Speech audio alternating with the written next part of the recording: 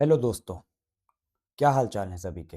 उम्मीद करता हूँ सभी लोग अच्छे से अपनी पढ़ाई कर रहे होंगे और बोर्ड के जो एग्ज़ाम्स आने वाले हैं उनको लेके बहुत एक्साइटेड होंगे। तो मैंने जो अभी सीरीज़ शुरू की है आपके लिए कि हम जो है 10th क्लास की फर्स्ट फ्लाइट और फुटप्रिंट्स विदाउट फीट्स की दोनों बुक्स की जो फुल समरीज़ मैं आपको प्रोवाइड कर रहा हूँ हर चैप्टर की, उसी सीरीज़ को आगे बढ़ाते हुए आज हम एक नए चैप्टर की समरी करेंगे जिसका नाम है, जो कि आप अपनी स्क्रीन पे देख पा रहे होंगे, the book that saved the earth.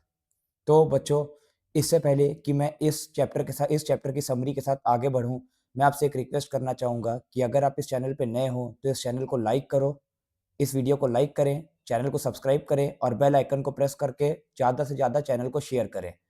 और जो आपका बेल आइकन है उसको प्रेस करना मत भूलिएगा, ताकि जो भी मैं नया अपडेट डालूँ, वो अपडेट आपके पास सबसे पहले पहुँच जाए।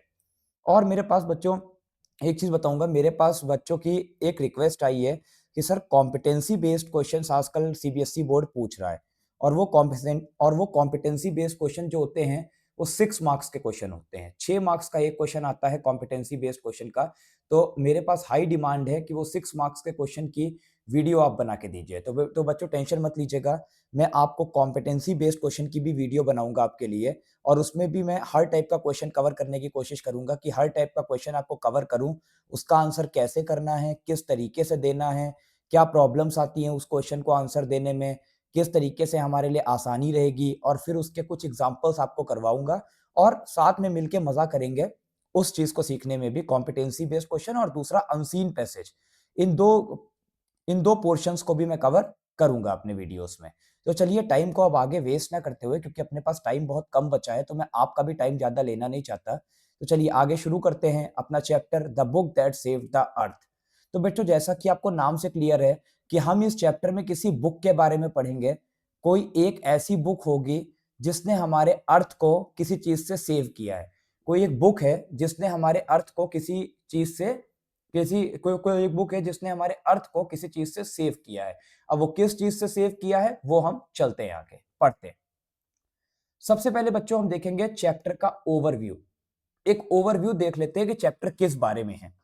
The author of the play is Claire Boiko. तो जो ऑथर है प्ले के, वो है क्लैर्क बियोको। मैं फिर आपसे एक चीज बोलना चाहूंगा कि आप हर अपने चैप्टर के ऑथर का नेम, हर पोएम के पोएट का नेम याद रखिए, जिससे कि आप आंसर्स में अगर आप अपने ऑथर्स और पोएट्स का नाम देते हो तो वो आपके लिए अच्छा रहेगा। आपके लिए अच्छा रहेगा, क्योंकि आपको मार्क्स, जो आपकी कॉपी चेक करेगा, जो आपका जो है कॉपीज चेक करने वाला होगा इवेल्युएटर बोर्ड का, वो आपको अच्छे मार्क्स दे सकता है। चलिए, तो हमने सबसे पहले जाना कि इस प्ले का, ये एक पूरा प्ले है, और इस प्ले के ऑथर कौन है? Claire Boiko. The play is all about the imaginary world. ये जो प्ले है ये पूरा इमेजिनरी वर्ल्ड पे बेस्ड है, एक पूरी काल्पनिक चीजों पर बेस्ड है। जो भी इसमें नाम होंगे वो सब काल्पनिक होंगे, जो भी चीजें होंगी सब काल्पनिक है, कोई भी रियल नहीं है। ये प्ले पूरा इमेजिनरी वर्ल्ड पे बेस्ड है। The characters of the play are Think Tank, Noodle, Oop, Omega, etcetera. ये बहुत इंपॉर्टेंट है कि प्ले में कैरेक्टर कौन कौन है। तो एक तो थिंक टैंक है, नूडल है, ऊप है और ओमेगा है, और बाकी और भी कैरेक्टर्स है जो अभी हम समरी में देखेंगे। तो इन कैरेक्टर्स को याद रखिएगा। अगर ये कैरेक्टर्स आपको याद रहेंगे तो आपके लिए क्वेश्चंस के आंसर्स देने में आसानी होगी। They are the Martian living being. और ये क्या है? ये मार्शियन लिविंग बीइंग है। मार्शियन लिविंग बीइंग बोले तो मार्शियन लिविंग बीइंग का मतलब क्या होता है? पर्सन्स या human being living on Mars. ऐसे लोग जो मार्स पे रहते हैं। तो ये सब जो हमारे पास कैरेक्टर्स हैं यहाँ पे इस चैप्टर में, वो सब कहाँ रहते हैं? मार्स पे। And the time set of the play is the 20th century. और इस प्ले का टाइम सेट क्या है? ये प्ले कब हुआ था? 20th सेंचुरी में। याद रखिएगा बेटा कि ये प्ले कब हुआ था? 20th सेंचुरी में। ये प्ले आपका हुआ था 20th सेंचुरी में। ठीक है। All the characters related to a library on earth and all the characters reached to a library on earth and misinterpret the books with sandwiches. तो जितने भी कैरेक्टर्स हैं, जो भी हमारे कैरेक्टर्स हैं, वो अर्थ पे आते हैं, जो अभी मार्स पे रहने वाले हैं। जो अभी मार्स पे रहने वाले हमारे लिविंग बीइंग हैं, वो कहां पे आते हैं? वो आते हैं अर्थ पे। और अर्थ पे आके एक लाइब्रेरी में जाते हैं, और लाइब्रेरी में जाके, बेटा सबको पता है लाइब्रेरी में क्या होती है? बुक्स। तो लाइब्रेरी में जाके वो बुक्स देखते हैं और बुक्स को मिस इंटरप्रेट कर लेते हैं, बुक्स को वो क्या समझ लेते हैं, सैंडविच समझ लेते हैं। जो भी ये हमारे मार्स पे रहने वाले जो लिविंग बीइंग है, नूडल, थिंक टैंक, ऊप और ओमेगा, तो वो क्या समझ लेते हैं बुक्स को, sandwiches. Later they try to understand the rhymes in the book. फिर वो जब बुक को बुक समझते हैं तो वो उसमें कुछ राइम्स लिखी होती हैं, कुछ पोएम्स लिखी होती हैं, वो उन पोएम्स को समझने की कोशिश करते हैं। They felt that they are in danger and immediately left the earth. और जैसे ही वो पोएम पढ़ते हैं तो उसमें उनको एक पोएम वो पढ़ते हैं जो अभी हम समरी में देखेंगे, जिसका नाम होता है हम्टी डम्टी। तो हम्टी डम्टी में जब वो हम्टी डम्टी को देखते हैं तो हमारे जो थिंक टैंक होते हैं, थिंक टैंक साहब को लगता है कि इनकी हम्टी डम्टी की शक्ल मेरे से मिलती है, और जो अर्थ पे रहने वाले लोग हैं उन्होंने उनको पकड़ लिया है और समझ गए हैं कि यहाँ पे ये क्या करने आए हैं, यहाँ पे ये अर्थ को इन्वेस्ट करने आए हैं, इन्वेड करने आए हैं। एक्चुअली इन्वेड का मतलब होता है अर्थ पे कब्जा करने आए हैं, कब्जा जमाने आए हैं। तो वो क्या करते हैं, उनको पता चल जाता है कि वो अब डेंजर में है एंड इमीडिएटली लेफ्ट द अर्थ। जैसे ही उनको पता चलता है कि वो डेंजर में है, वो तुरंत ही अर्थ छोड़ देते हैं, जो अर्थ पे वो लोग आए होते हैं अर्थ वो छोड़ देते हैं। हेंस मेरे child's rhymes book saved the earth from the Martian invasion. तो इस तरीके से एक चिल्ड्रन की राइम्स बुक, एक जो बच्चे की राइम बुक होती है जिसमें कविताएं लिखी होती हैं, उसने हम हमारे अर्थ को बचाया फ्रॉम द मार्शियन इन्वेजन। अब इन्वेजन का मतलब क्या होता है, the action of entering another country with an army in order to take control of it. Invasion का मतलब होता है एक ऐसा एक्शन जिसमें आप एक कंट्री से दूसरी कंट्री में जाते हो जस्ट बिकॉज, अपनी पूरी आर्मी के साथ, जैसे यहाँ पे थिंक टैंक आए थे अपनी पूरी आर्मी के साथ, जस्ट बिकॉज आप उस कंट्री का पूरा कंट्रोल लेना चाहते हो। तो वो कह रहा है कैसे एक बच्चे की राइम ने हमारे अर्थ को मार्शियंस के, मार्स पे रहने वाले लोगों के अटैक से बचाया था। The play illustrates in detail how the book saved the earth from the Martians invasion. इस प्ले में हमें यह पता चला कैसे एक बुक ने हमारे अर्थ को बचाया मार्शियन इन्वेजन से, मार्स के लोगों से जो कि यहाँ पे अर्थ पे आके जो है कब्जा जमाना चाह रहे थे। तो उम्मीद करता हूं आपको ओवरव्यू समझ पे आया होगा। अब हम चलते हैं समरी पे। The book that saved the earth is a play written by Claire Boiko, जो कि पीछे हमने क्लियर कर लिया था कि इसके ऑथर कौन है, Claire Boiko. In the 25th century. अब कंफ्यूज नहीं होना बेटा, अब इसमें आप कह सकते हो सर अभी पीछे आपने बताया 20th सेंचुरी, यहां बता रहे हो 25th सेंचुरी। बेटा ये जो प्ले है वो है तो 20th सेंचुरी का, ये प्ले 20th सेंचुरी का है, लेकिन जो हमारे ऑथर हैं उन्होंने इस प्ले को लिखा कब है, इस प्ले को उन्होंने लिखा कब है, 25th सेंचुरी में। 25th सेंचुरी में प्ले का बेस तो 20th सेंचुरी का है, लेकिन ऑथर ने जो हमारे लिखा है वो कब लिखा है, 25th सेंचुरी में। In the 25th century while sitting in the museum of ancient history, the historian depicts the story of the Martians who visited earth in the 20th century to invade the planet। एक बार की बात है, जो हमारे author हैं वो 25th century में एक म्यूजियम में बैठे होते हैं जो कि बहुत पुरानी हिस्ट्री से चलता हुआ आ रहा है, एक म्यूजियम में बैठे होते हैं जो कि पुरानी हिस्ट्री से चलता आ रहा है, और कोई हिस्टोरियन उनको मिलता है, वो depicts the story of the Martian who visited Earth in the 20th century to invade the planet। वो डिपिक्ट करता है, to describe something in words, जो बहुत पहले हो चुका है उसको अपने शब्दों में बताता है, किसको, हमारे ऑथर को, उस स्टोरी के बारे में जो कि मार्शियंस के द्वारा की गई थी, जो कि मार्शियंस के ऊपर बेस्ड थी। मार्शियंस का मतलब अब आप लोग समझ गए होंगे, ऐसे पीपल जो कि मार्स के ऊपर रह रहे हैं। तो जो मार्शियंस ने 20th सेंचुरी में जब वो अर्थ पे विजिट किया था, मार्शियंस ने जो 20th सेंचुरी में अर्थ पे विजिट किया था, किस वजह से, टू इन्वेड द प्लेनेट, इस प्लेनेट पे, इस अर्थ पे कब्जा जमाने के लिए। उसी स्टोरी को क्लार्क बियोको ने फिर क्या किया, अपने वर्ड्स में डिस्क्राइब किया इस प्ले के through. The play is set in the 20th century. जैसा मैंने आपको बताया ये प्ले 20th सेंचुरी पे बेस्ड है, कंफ्यूज मत होइएगा, ये प्ले 20th सेंचुरी पे बेस्ड है। जो लिखा है हमारे ऑथर ने वो लिखा है 25th सेंचुरी में, which was often called the era of the book। और जो 20th सेंचुरी था मेरे बच्चों, वो ज्यादातर क्या था, उसको कहा जाता है era of the book, एक पूरी बुक का era कहा जाता था। The play consists of imaginary characters। अभी हमने पीछे पढ़ा था बच्चों ओवरव्यू में कि हमारा जो प्ले है ये पूरा इमेजिनेशन पे बेस्ड है। देखो ना बच्चों, पीछे हमने क्या देखा था, ये जो हमारा प्ले है ये पूरा किस पे बेस्ड है, इमेजिनरी वर्ड पे। तो इसमें जो कैरेक्टर्स होंगे वो भी क्या होंगे, इमेजिनेशन पे बेस्ड होंगे। तो ये प्ले जो है इसमें क्या है, इसमें इमेजिनरी कैरेक्टर्स हैं। हैविंग स्ट्रेंज नेम्स, जिनके बड़े अजीब से नाम है। जैसे पहला हो गया माइटी चीफ थिंक टैंक। सबसे पहला जो पर्सन है वो इसमें कौन है? थिंक टैंक, जो कि इनका पूरा हेड है। पूरी जो आर्मी लेके आया उसका लीडर, उसका हेड कौन है? Think tank. फिर है apprentice noodle. Apprentice means trainee, जो कि अभी नया नया जुड़ा है। ट्रेनी मींस होता है जो बिल्कुल जिसने शुरुआत की अपनी सीखने की कुछ। Noodle, captain Omega, lieutenant iota और सर्जियंट ऊप, ये हमारे कैरेक्टर्स हैं इस प्ले के। Think tank considers himself the most powerful and intelligent fellow among all the Martians. Think tank अपने आप को, जितने भी उसके साथ मार्शियंस आए हैं, जो भी पूरी वो आर्मी लेके आया है, जितने भी मार्स के पीपल लेके आया है, उनमें से सबसे ज्यादा पावरफुल अपने आप को कौन समझता है? Think tank. और अपने आप को इंटेलिजेंट सबसे ज्यादा थिंक टैंक समझता है। And decides to visit earth with his team. और वो डिसाइड करता है कि मैं अपनी पूरी टीम के साथ, इस टीम में कौन कौन है? नूडल है, कैप्टन ओमेगा है, ल्यूटिनेंट आयोटा है और सर्जियंट ऊप है। तो थिंक टैंक डिसाइड करता है कि मैं अपनी पूरी टीम के साथ अर्थ को एक बार विजिट करूंगा।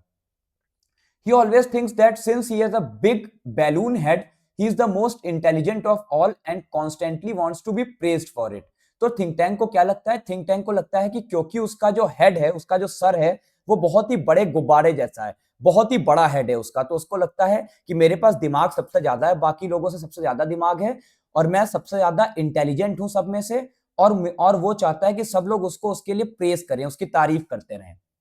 He and his team are eager to know how the Earthlings live and how the Martians can put that planet under the generous Martian rulership. वो और उसकी टीम अर्थ को विजिट क्यों करना चाहते थे? क्योंकि वो और उसकी टीम ये देखना चाहते थे कि अर्थ पे कैसे अर्थलिंग्स, अर्थलिंग्स उन्होंने किसको बोला है? People living on the earth, जो कि पीपल रह रहे हैं अर्थ पे, उसको उन्होंने क्या बोला है? अर्थलिंग्स। वो ये देखना चाहते थे कि अर्थलिंग्स, जो पीपल हैं अर्थ के, वो कैसे लिव करते हैं, कैसे रहते हैं अर्थ पे। And how the Martians can put their planet under the Martian rule, और कैसे मार्शियंस अपने माइंड का यूज करके कैसे इन अर्थलिंग्स को, जो हमारे पीपल रह रहे हैं अर्थ पे, उनको अर्थ से भगा सकते हैं और पूरा का पूरा अर्थ, पूरी की पूरी पृथ्वी को अपने मार्शियन रूलशिप में ला सकते हैं। कैसे वो ऐसा कर सकते हैं कि हम लोग, ये जो मार्स पे रहने वाले लोग हैं, कैसे वो रूल कर सकते हैं इस पूरी जो है प्लेनेट के ऊपर। Soon they arrived at the Centerville public library on अर्थ। अब मैंने पीछे आपको बताया था कि वो एक लाइब्रेरी में गए थे, तो वो किस लाइब्रेरी में गए थे? सेंटरविले पब्लिक लाइब्रेरी, जो कि अर्थ पे एग्जिस्ट करती थी, which was full of books. और लाइब्रेरी है तो उसमें क्या थी? बुक्स थी। However, they are unable to understand the purpose of those objects kept on the shelves। लेकिन क्योंकि ये मार्स से आए थे, इन्होंने कभी बुक्स देखी नहीं थी, तो उनके लिए बहुत मुश्किल हो रहा था ये समझ पाना, ये अंडरस्टैंड कर पाना कि ये जो ऑब्जेक्ट्स रखे हैं, यहाँ पे ऑब्जेक्ट्स का मतलब क्या है बेटा? बुक्स। ये जो बुक्स रखी हैं शेल्फ्स के ऊपर, उनका पर्पस क्या है, उनका कारण क्या है, क्यों रखी गई हैं, किस वजह से रखी गई हैं। तो ये जो हमारी पूरी टीम आई थी, जिसको कि हेड कर रहे थे थिंक टैंक, ये बिल्कुल समझ नहीं पा रही थी कि इन बुक्स का पर्पस क्या है, रोल क्या है रखने का शेल्फ में। अब कह रहा है to exhibit his acumen, the mighty think Tank tells his crew that earthlings are fond of eating, so probably those things arranged on shelves are sandwiches। तो to exhibit his acumen, acumen means intelligence, अपनी समझदारी दिखाने के लिए, क्योंकि हमारे जो think tank साहब थे, जो माइटी थिंक टैंक साहब थे, वो सोचते थे कि मैं सब में से सबसे ज्यादा इंटेलिजेंट हूं। तो अपनी इंटेलिजेंस को एग्जिबिट करने के लिए, शो करने के लिए, उन्होंने क्या बोला अपनी टीम से कि जो अर्थलिंग्स है, अर्थलिंग्स क्या है? पीपल ऑन द अर्थ, जो पीपल रह रहे हैं अर्थ पे, वो फॉन्ड ऑफ ईटिंग है, उनको खाने का बहुत शौक है। तो वो कहता है प्रोबेबली, शायद ये जो चीजें लगाई हुई है शेल्फ पे, वो सैंडविचेस हैं। वो बुक्स को किससे कंपेयर कर देता है? सैंडविचेस से। सून आफ्टर ही orders captain Omega, lieutenant Iota and sergeant Oop to eat the book. और कुछ देर बाद वो क्या करता है? ऑर्डर देता है कैप्टन ओमेगा को, ल्यूटिनेंट आयोटा को और सर्जियन टूब को कि बुक को ईट, खाओ और टेस्ट करके बताओ कि वो कैसी हैं। Captain Omega and Lieutenant Iota cleverly transferred this responsibility of eating the book on Sergeant Oops soldier। और बहुत ही चालाकी से जो हमारे कैप्टन आयोटा और कैप्टन ओमेगा और ल्यूटिनेंट आयोटा हैं, वो बहुत ही चालाकी से ये रिस्पॉन्सिबिलिटी, बुक को ईट करने की जो रिस्पॉन्सिबिलिटी है, वो किसके ऊपर थोप देते हैं? सर्जियंट ऊप के ऊपर। बेचारा सर्जियंट ऊप अब फंस गया है। सर्जियंट ऊप को अब क्या करना पड़ेगा? बुक का टेस्ट करना पड़ेगा। Having no choice, Sergeant Oop eats a corner of the book। अब उसके पास कोई ऑप्शन नहीं बचता बेटा, सर्जियन ट्यूब जो है सबसे छोटा है, तो सर्जियन ट्यूब को क्या करना पड़ता है, उसको बुक को टेस्ट करना ही पड़ता है, तो वो क्या करता है, बुक के एक कॉर्नर को ईट करता है, खाता है। But he does not like the taste, लेकिन जो हमारे सर्जियन ट्यूब है उनको बुक का टेस्ट बिल्कुल भी पसंद नहीं आता है। He confirms to the mighty think tank that it is not delicious at all, और वो माइटी थिंक टैंक से क्या बोलता है कि ये जो बुक है ये बिल्कुल भी डिलीशियस नहीं है, इसका जो टेस्ट है वो बिल्कुल भी डिलीशियस नहीं है। अब देखो कितना बेवकूफ है हमारे थिंक टैंक, बुक टेस्ट करवा रहा है। ये प्ले जो है बेटा सॉर्ट ऑफ ह्यूमरस प्ले है, थोड़ी सी आपको हंसी भी आएगी इसको पढ़ के। तो थिंक टैंक क्या बोल रहा है, ये बिल्कुल भी, थिंक टैंक से क्या बोला सर्जियन टूप ने कि ये बिल्कुल भी डिलीशियस नहीं है। From this the crew realises that the book is not meant for eating, और इस बात से जो क्रू था, जो पूरा ग्रुप था, उसने क्या रियलाइज किया, ये बुक जो है ये ईटिंग के लिए, ये खाने के पर्पस के लिए नहीं बनी है। After some time, apprentice Noodle suggests to the mighty think tank that probably the book is being used for communication with ears.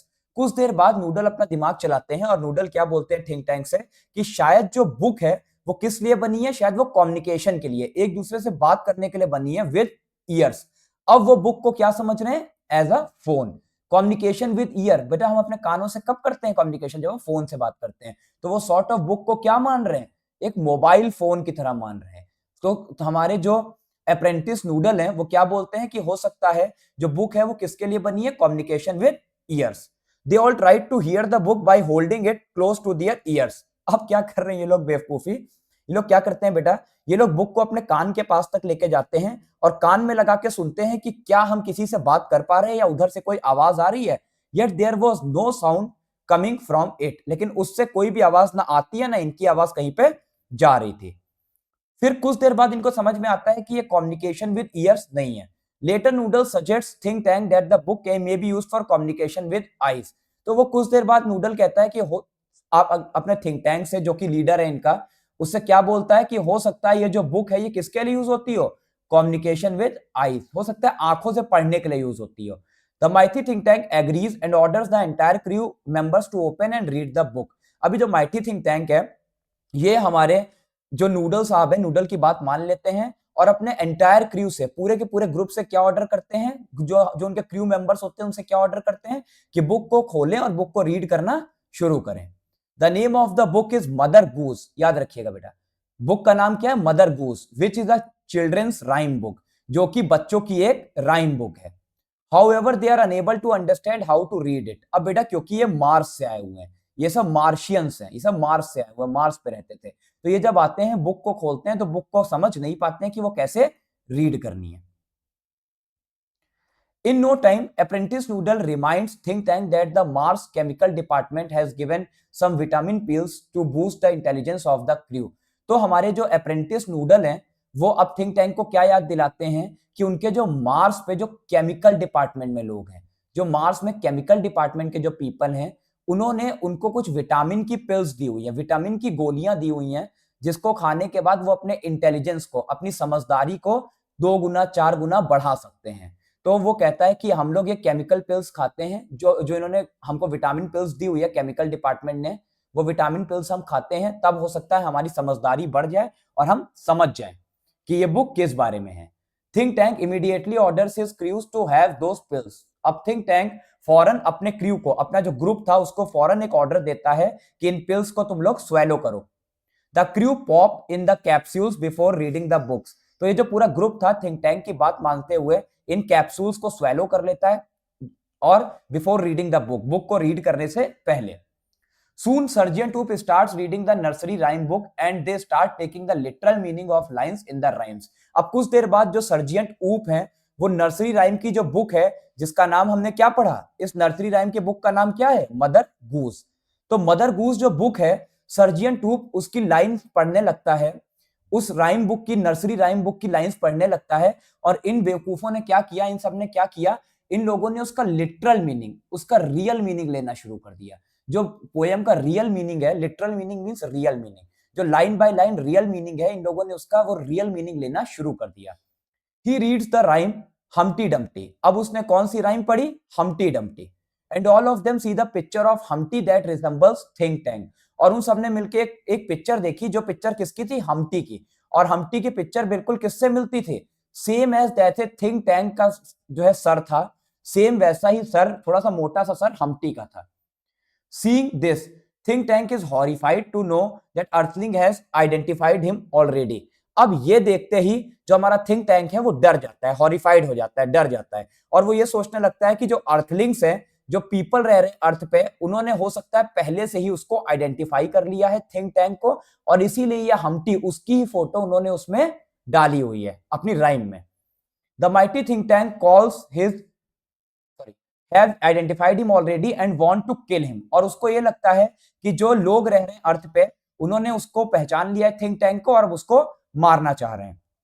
From all the information gathered about Earthlings, the mighty think tank calls his Martian crews and says that they should postpone the idea of invading Earth for the time being. अब जो भी उसने idea लिया, जो भी उसने information ली किसके बारे में, अर्थलिंग्स के बारे में, माइटी थिंक टैंक डर गया कि कहीं ऐसा ना हो कि जो अर्थलिंग्स है वो जान गए हों कि मैं यहाँ पे अर्थ को इन्वेड करने, यहाँ पे मैं अर्थ पे कब्जा करने आया हूं, तो इसीलिए वो अपने मार्शियन क्रूज से, जो उनके मार्स के साथ जो उनकी पूरी टीम आई हुई थी, उसको बुलाता है, कॉल करता है और कहता है कि हम लोगों को साथ मिलकर पोस्टपोन कर देना चाहिए, थोड़े समय के लिए टाल देना चाहिए इस आइडिया को, किस आइडिया को, ऑफ इन्वेडिंग अर्थ, अर्थ को कब्जा, अर्थ पे कब्जा करने के आइडिया को टाल देना चाहिए फॉर द टाइम बिंग, थोड़े समय के लिए हमें इसे टाल देना चाहिए।